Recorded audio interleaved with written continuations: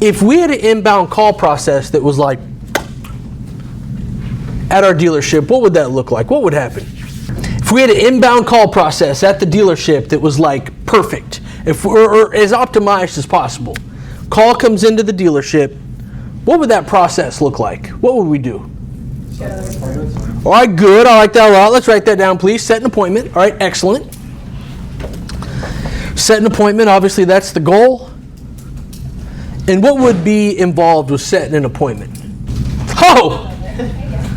It took, that's the fastest we got to the answer of the, so, we should have a, what'd you say in the back? Have a call guide. Call guide. Now, the beautiful thing about having a call guide is no matter what the buyer throws at you, you're prepared for it. And we've called 2 dealerships so far, and I'm going to call another dealership in a minute. And out of both dealerships that we called, do you think they set an appointment? No. We called competitors, and do you think they had a call guide in front of them? No.